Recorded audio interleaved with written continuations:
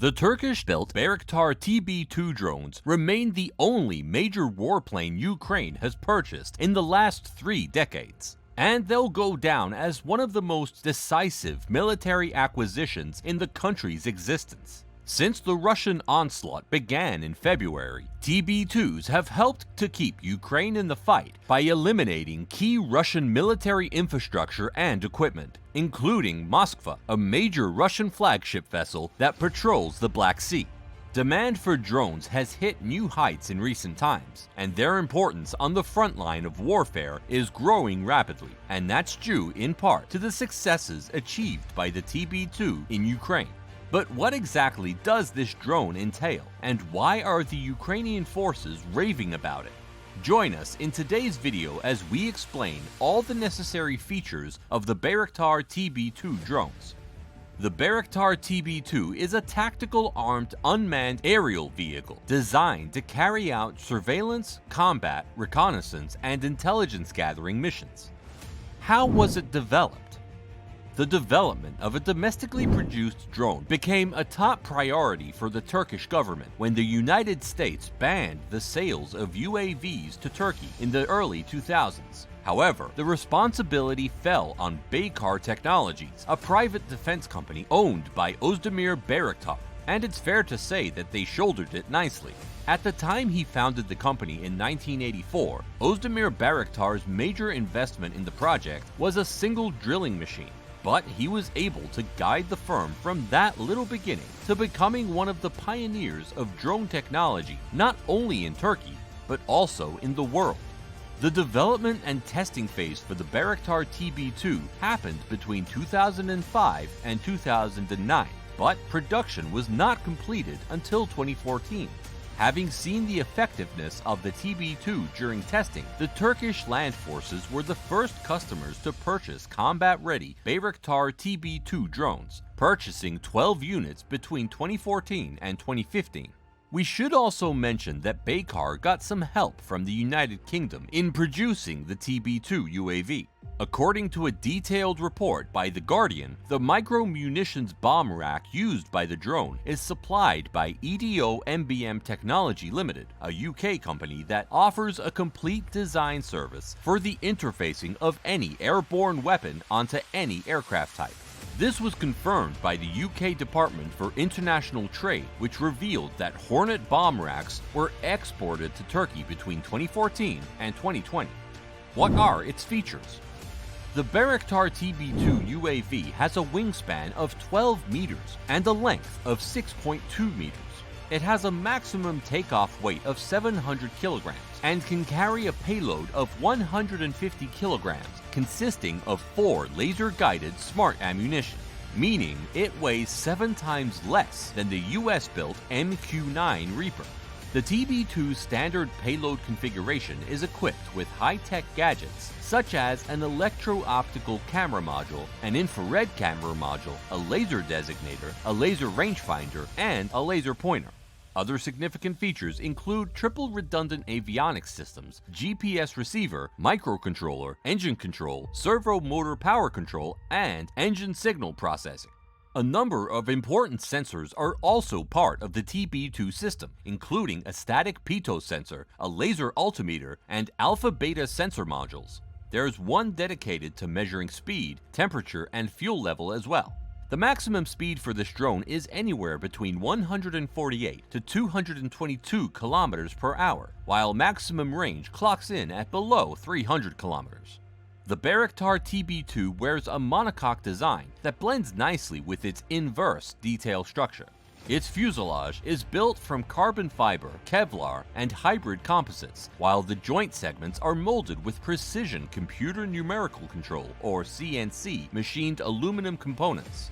With a fuel capacity of 300 liters, the TB2 can fly non-stop for 27 hours, reaching an operational altitude of 18,000 feet and a maximum altitude of 25,000 feet. It can conveniently fly during the day or at night and even in snowy conditions. Currently, the TB2 holds the Turkish aviation record for endurance. The Baykar real-time imagery transmission system allows this drone to send live situation reports to the control center recorded in HD. The footage is then saved in a 30-minute sequence. A temporary password generated by the system is required to access both the live and the archived footage.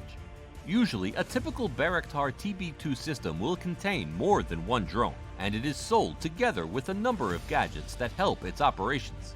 A typical TB2 unit would contain 6 aerial vehicles or drones, 2 ground control stations, 2 remote video terminals, ground support equipment, and 2 ground data terminals. Poland recently purchased 4 such units for a combined fee of $270 million, which suggests that a single Bayraktar TB2 system costs around $67.5 million.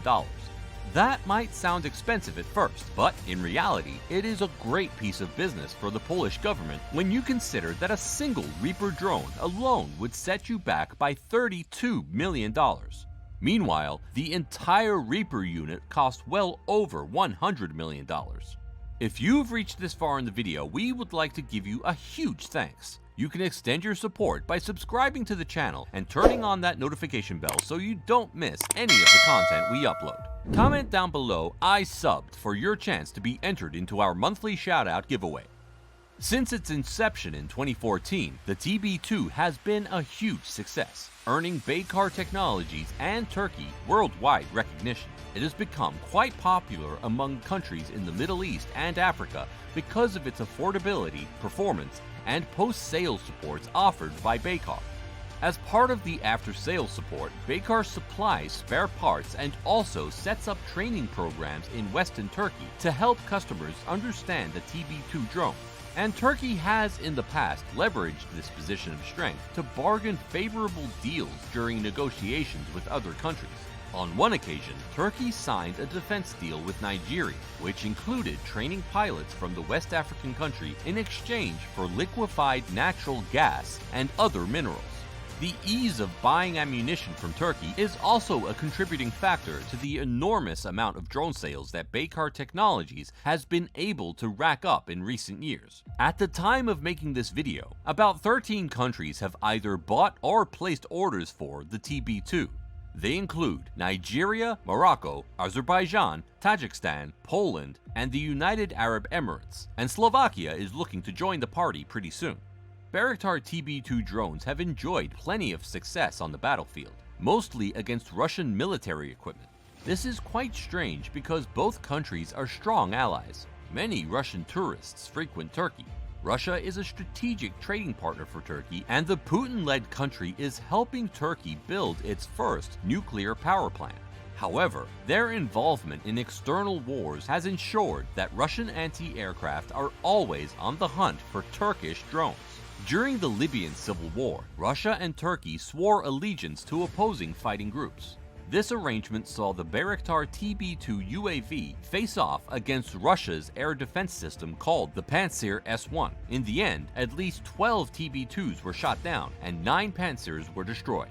Russia seemed to have won this episode, but Turkey had the perfect response. Azerbaijan has great ties with Turkey. Meanwhile, its neighbor Armenia has a well-documented history coalition with Russia. So in 2020, when Azerbaijan launched an assault on Nagorno-Karabakh in Armenia, the stage was set for another showdown between Russian and Turkish military equipment. According to official reports, Azerbaijan's efforts in the early days were basically unsuccessful until Turkey intervened.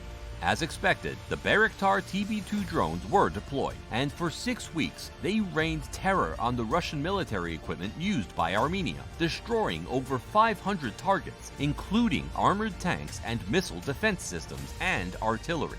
"We lost the air war," Avatisyan, an Armenian ambassador to the United States, said months later.